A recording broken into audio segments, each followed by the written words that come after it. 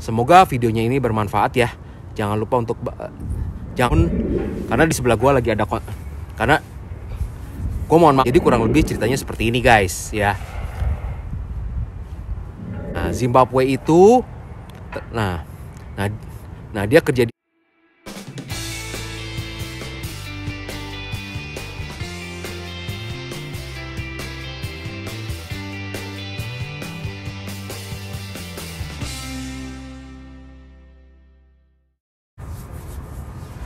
Halo guys, ketemu lagi nih dengan gua Darwin dalam channel pribadi gua Opini Darwin. Apa kabar kalian semua? Semoga kalian semua dalam keadaan sehat-sehat semua ya. Dalam video kali ini gua mau share kepada teman-teman semua mengenai temen gua di kantor. Gua baru kenal dia kemarin ya, di bulan April akhir ini. Dia itu pindah kerja dari negara asalnya ke Kanada karena mutasi dari kantornya. Kebetulan dia kerja di perusahaan yang multinational.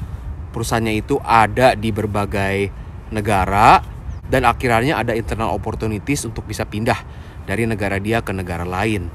Nah, ini sebenarnya sesuatu yang cukup menarik ya, makanya gue pengen share kepada kalian semua karena ini bisa menjadi salah satu alternatif jika di antara teman-teman ada yang pengen pindah ke Kanada dan masih bingung mencari jalurnya. Ternyata ini pun memungkinkan karena ada pengalaman dari teman gua yang bisa berhasil pindah ke Kanada lewat jalur transfer dari negara dia ke Kanada. Nah, sayang sekali teman gua ini nggak keberatan jika masuk dalam video dan share untuk hal ini. Ya, jadinya gua nggak bisa paksakan ya. Dan juga makanya gua sebenarnya jadi merasa ini kurang real videonya ya, karena nggak ada saksi nyatanya.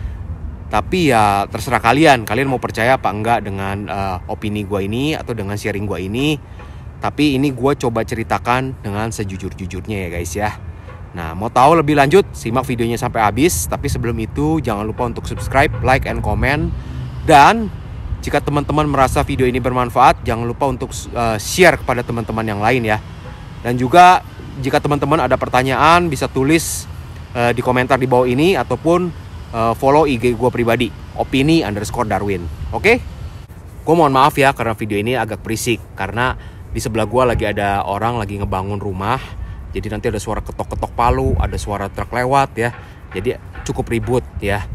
Nah, berkaitan dengan cerita teman gue tadi, jadi kurang lebih ceritanya seperti ini guys ya. Di akhir bulan April 2022 di kantor gue kedatangan internal audit dari corporate. Nah, si internal auditnya itu datang lalu melakukan sampel inventory count. Nah, inventory count itu istilahnya physical opnam, stock opnam lah di Indonesianya ya. Nah, gua jadi nemenin auditor itu kan melakukan inventory count itu. Nah, setelah itu biasalah kita sebagai accountant tahu dong, kita akan menjamu auditornya untuk makan siang. Nah, ketika makan siang, gua ajak dia ngobrol. Nah, ketika ngobrol-ngobrol, gue tanya, kamu aslinya dari mana? Nah, dia tuh aslinya dari negara yang namanya Zimbabwe di Afrika ya guys ya. Nah, dia kerja di Zimbabwe sebagai auditor juga, sebagai external auditor. Nah, jika teman-teman yang bekerja sebagai accountant pasti udah familiar ya. Ada external audit, ada internal audit, ada consultant, ada tax consultant, ya macam-macam deh ya. Nah, dia bekerja sebagai external auditor di Zimbabwe di salah satu dari 4 besar accounting firm atau Big Four. Nah, teman-teman kalau yang kerja di accounting juga pasti udah familiar dengan the Big Four itu ya. Yaitu ada EY, Deloitte, Pricewaterhouse, dan juga KPMG kan. Nah, teman gua itu bekerja dulu di KPMG Zimbabwe. Nah, dia bekerja di sana kurang lebih sudah 8 tahun sebagai senior auditor.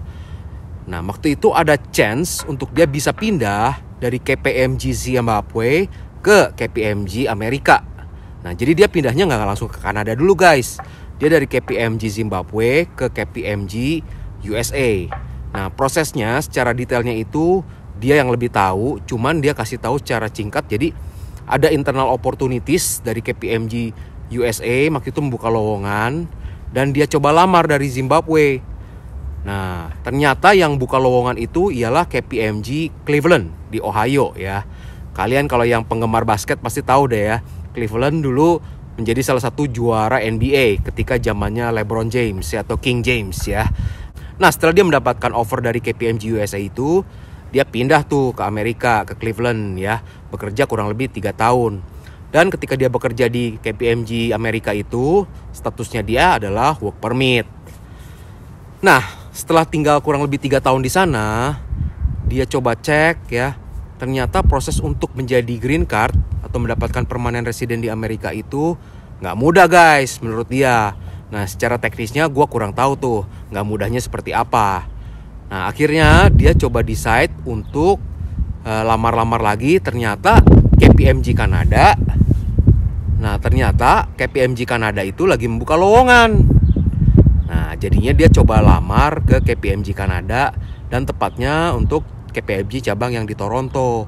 Nah, sehingga dia mutasi dari KPMG Cleveland ke KPMG Toronto. Nah, setelah bekerja kurang lebih setahun di KPMG Toronto, akhirnya dia coba apply express entry untuk mendapatkan PR. Dan akhirnya dia mendapatkan PR. Tapi setelah kurang lebih setahun lebih dikerja di KPMG itu, dia bilang kerjanya ternyata stressful ya. Seperti teman-teman yang kerja accounting juga pasti tahu, kerja jadi auditor itu terkenal kerjanya harus lembur-lembur. Nah, dia juga merasa ternyata di sini tuh kerjanya juga lembur-lembur terus, capek gitu ya. Akhirnya dia lamar ke company gua sebagai seorang internal auditor. Nah, jadi kurang lebih ceritanya seperti itu guys. Bagaimana dia bisa mendapatkan PR di Kanada karena mutasi dari negaranya dia ke Amerika dulu, lalu ke Kanada ya. Tapi akhirnya mendapatkan PR di sini. Nah, memang ini jalurnya kurang lebih menclok-mencloknya cukup panjang ya. Tapi ternyata double gitu. Ternyata dia bisa mendapatkan PR melalui jalur ini ya. Jadi gue pengen share hal ini itu untuk menunjukkan kepada kalian sebenarnya cukup banyak jalur untuk pindah ke Kanada. Dan kalian tetap harus rajin untuk mencari ya. Untuk coba research terus coba update dengan peraturan yang ada, karena kita nggak pernah tahu guys ya, tiba-tiba pemerintah Kanada bisa memberikan kelonggaran tertentu. Nah, seperti gue pernah share dulu di Indo di Toronto, ketika di tahun 2021 atau 2020 ya, tiba-tiba poin express entry yang dipilih oleh pemerintah Kanada itu yang 75 poin ke atas. Coba express entry poinnya 75 poin ke atas kepilih. Untuk express entry 75 poin itu gampang banget untuk dapetin poinnya guys ya. Nah, jadi kurang lebih seperti itu guys. Dan ternyata juga ada jalur yang menarik dari teman gue ini. Ternyata dia bisa pindah kerja karena mutasi dari tempat kerja dia yang di Zimbabwe ke Amerika dulu.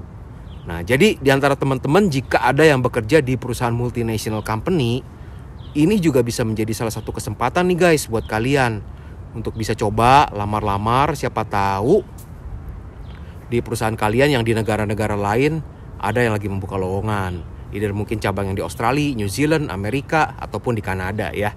Why not untuk dicoba. Ataupun juga jika misalkan di antara teman-teman ada yang lagi cari-cari kerja, masih muda dan belum bisa ke Kanada dulu, why not untuk coba lamar-lamar di perusahaan multinational dulu deh di Indonesianya. Ya, dengan harapan siapa tahu nanti ada chance untuk bisa mutasi ke luar negeri. Nah, gue dulu inget ya, gue pernah ngaudit hotel waktu zaman gue masih external audit di Indonesia. Itu gue kan pas lagi makan siang gitu ngobrol-ngobrol dengan beberapa staff di hotel bintang 5 itu. Katanya ada beberapa yang bisa mutasi pindah ke negara lain karena ada chain hotelnya di negara-negara lain itu. Nah, jadi nggak ada salahnya juga, coba aja kerja di hotel yang 5 star ya. Siapa tahu chainnya ada di berbagai banyak negara. Who knows, kita bisa pindah. Ya, gue nggak tahu secara teknisnya bagaimana, tapi ya kita harus terus mencoba ya guys ya. Jadi kurang lebih seperti itu aja sih sharing dari gue hari ini ya. Semoga videonya ini bermanfaat ya. Jangan lupa untuk subscribe, like, and comment, dan bantu share. Dan sampai jumpa di video berikutnya. Oke, bye.